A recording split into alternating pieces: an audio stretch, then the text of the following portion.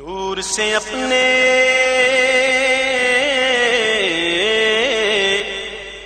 नूर से अपने सरवर आलम, नूर से अपने सरवर आलम दुनिया जगमगाने आए, दुनिया जगमगाने आए। नूर से अपने सरवर आलम दुनिया जगमगाने आए। गम के मारो, गम के मारो दुखियारों को, गम के मारो दुखियारों को सीने से लगाने आए, सीने से लगाने। मिनश्शैतानिर्रजीम, बिस्मिल्लाहिर्रहमानिर्रहीम। नहमदुहु व नुसल्ली अला रसूलिहिल करीम व अला आलिहि व अस्हाबिहि व इब्निहिल करीम अल-गौस अल-अज़म अब्दुल क़ादिर अल-जीली व हिज़्बिहि व बारिक व सल्लिम। अम्मा बाद, फ़क़ाल अल्लाह सुब्हानहु व तआला फ़ी क़ुरआनिहिल अज़ीम व ख़िताबिहिल क़दीम लक़द मन्ना अल्लाहु अलल मुअमिनीन इज़ बअस फ़ीहिम रसूला।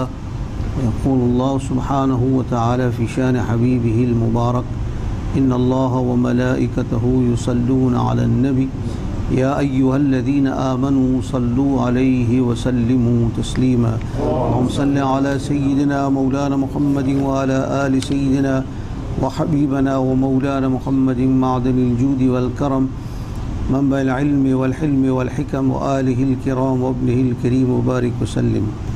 जमाअतुल मुस्लिमीन, अस्सलामु अलैकुम व रहमतुल्लाहि व बरकातुहू।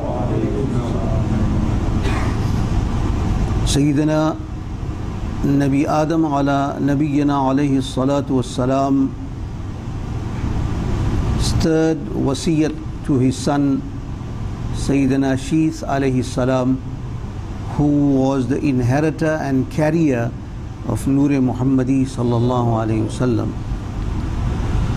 From the forehead of Sayyidina Nabi Adam, the Noor of the beloved Habib alayhi salatu wasalam was transferred to the forehead of his son Sayyidina Nabi Sheeth. I did make mention of two of the wasiyat. The third wasiyat was Sayyidina Nabi Adam alayhi salatu wasalam says to his son, we are speaking about an exalted Prophet of Allah. These are no ordinary people.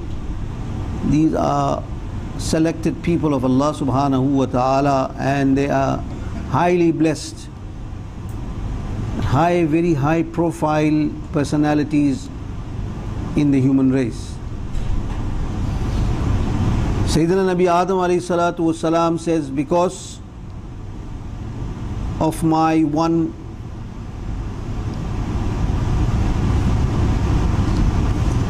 error that I did,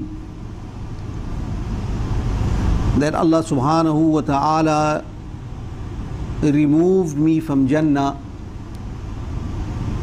and He didn't just simply, I was not simply just removed from Jannah with the garb of Jannah. Sayyidina Adam ala nabiyana alayhi salatu wassalam was stripped of that garb. The garb of Jannah was not allowed to be left on his body when he was taken out of Jannah. All the clothing was taken off and he was sent to this dunya. Sayyidina Nabi Adam says to his son, "O my son Sheeth, I was stripped of my clothing when I was taken out of Jannah, but no person of the ummah of Sayyidina Muhammad sallallahu alayhi wasallam, though they will sin a lot, no matter how great the sins are, they will never be stripped of their clothing." You understand the difference that I'm speaking to you about? He says, I was stripped of my clothing when I was taken out from Jannah, but the ummah of Sayyidina Rasulullah sallallahu alayhi wasallam, they will not be stripped of their clothing, though they will commit sin, not stripped in this dunya, nor will they be stripped of their clothing in akhirah. they will be still clothed by Allah subhanahu wa ta'ala. Now you must understand, this is speaking about the excellence of the ummah of the beloved Habib alayhi salatu wasalam, and this is the wasiyat he is giving his son Sayyidina Nabi Shis. Now another thing is stated in the Hadith an-Nabawi sallallahu alayhi wasallam is that if a Muslim commits a sin, any Muslim, and this is very common amongst us, and lots of us are indulged in this undesirable attitude that we have inherited from evil people, people who do not have proper consciousness, who do not follow the sunnah of the beloved Habib sallallahu alayhi wasallam. For example, somebody committed a sin. Now for the rest of his life, when you know that this man committed certain sin, for the rest of your life now you will brand that man. No matter if he had made tawbah of that sin and he has repented to Allah subhanahu wa ta'ala, he is very remorseful and is very ashamed and he made tawbah, oh Allah, I have committed this sin. Very sincerely he made tawbah and he constantly made tawbah. And the hadith Rasulullah sallallahu alayhi wa sallam states that at-ta'ibu min zambihi kaman la zamba lahu. A Muslim who sincerely repents from his sin is cleansed by the mercy of Allah as he has never committed sin. That's how merciful Allah subhanahu wa ta'ala is on this ummah. Now we take the place of the Lord now. A man committed a sin, now he is branded for the rest of his life. No matter whatever he does, we will taunt him and we will say that, oh, don't speak about him, he is the one that did such and such. Hadith of the Rasul sallallahu alayhi wa sallam states, if you brand a man, if you brand a Muslim of a sin that he has repented or he has not done, and if you link this or attribute this sin to him, it is stated that you will not die before you do not commit that sin on this earth. Such will be the azab. That if you say a certain man has done a sin and he has repented from it, and he is no more in that league that he will be punished by Allah, Allah's mercy has forgiven him, that is up to Allah subhanahu wa ta'ala. We are not allowed. When Rasulullah sallallahu alayhi wa sallam returned from Mi'raj, there was a special garb that he was given in Mi'raj. In the heavens, he saw Allah subhanahu wa ta'ala said Sayyidina Jibreel to take him into a very special room in Jannah. And in that there was a casket, and in the very beautiful casket inside that was a beautiful garb. When the Nabi alayhi salatu wasalam saw that garb, he liked it. And he pleaded to Allah subhanahu wa ta'ala, he requested Allah, oh Allah, can I have this garb? He says, oh my beloved Habib, all prophets seen this garb and they all expressed their desire for this garb, but I did not give it to them. But this garb I have kept for you, and this night you will be given this garb from Jannah, which has been saved in this special room in Jannah. And look at the thought and concern of Sayyidina Rasulullah sallallahu alayhi wasallam. He said, Ya Allah, is this garb only for me, or can I give this garb to any one of my ummah? Allahu Akbar.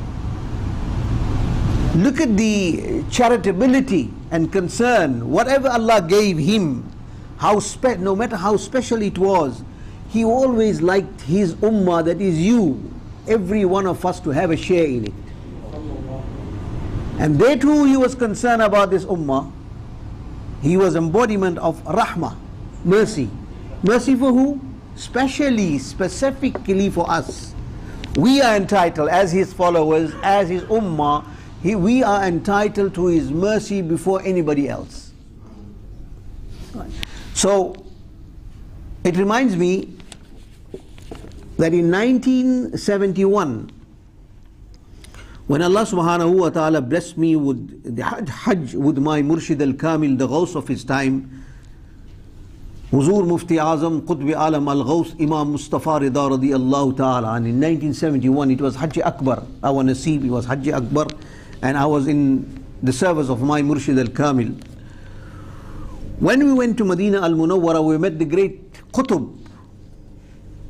Imagine what will be the status of that Wali of Allah who has appointed the Qutb of the holy city of Medina Munawwara. He was a Qutb. Al-Qutb, Qutb Medina, Shaykh Ziyauddin Ahmad al-Madani al-Qadari radiyallahu ta'ala an, who was the Khalifa and Murid of the great Mujaddid Ala Hazrat Imam Ahmad Rada radiyallahu ta'ala. He sat in one room and he worshipped Allah in Medina Munawwara, one room for 75 years. Allah subhanahu wa ta'ala gave him a very long age. He was a Qutb. So I was so immature at that time, in the age of about 18 or 19,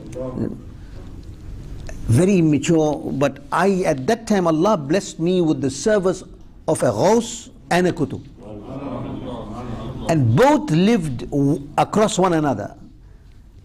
Qutb Medina, Shaykh Ziyauddin al-Madani radiyallahu ta'ala, heard that the son of his Murshid is coming, and his very close associate and his friend, very beloved friend, Huzur Mufti Azam Qutb Alam radiyallahu anh, he hired a house directly opposite his house in a very thin gully. So I first served my Murshid al-Kamil, the Ghaus of his time, and when he was resting, I used to immediately go across and serve the Qutb of Medina Munawwara, Qutb as a Shaykh Ziyauddin al-Madani radiyallahu ta'ala. Since I was very young, very inquisitive, and very green, not really understanding the dynamics and understanding the secrets of spiritual operation in Medina Munawwara, I used to observe that every night there used to be Mawludun Nabi sallallahu alayhi wasallam. Every night, 365 days of the year, there was Mawludun Nabi in the presence of Shaykh Ziyauddin al-Madani, the Qutb of Medina al-Munawwara. Sometimes 50 people attended, sometimes 60 people attended, sometimes 100 people attended, sometimes even more. The crowd sometimes used to overflow from his Hujra al-Mubarak into the passage and then into the street. But amazingly, whether one person attended, 10, 50, 100 or 150 people attended, only a small pot of food used to be cooked. Wallahi al-Azim, I'm in a state of wudu, sitting on the mimbar of the Rasul sallallahu alayhi wasallam the day of Jumu'ah. I will not lie to you. The pot was barely that size, because we handled it. When we're serving people, we handle it personally. It's about that size, a normal medium-sized pot that you will cook a meal for a small family. And samuli is a long bread which you will call a roll, the long roll, samuli, but a little longer than what we get. We get the smaller ones. And the samuli that you get there is about that size. That used to be bought from the market, from the bakery. And whatever food was inside that pot, a little was first dished out. There was no special food cooked for the Qutb. What humble food was cooked for the Mawludun Nabi to feed the guests that were present every night in his Hujra al-Mubarak, the very same food used to be consumed by the Qutb of Medina Munawwara, Shaykh Ziyauddin al-Madani radiyallahu ta'ala an.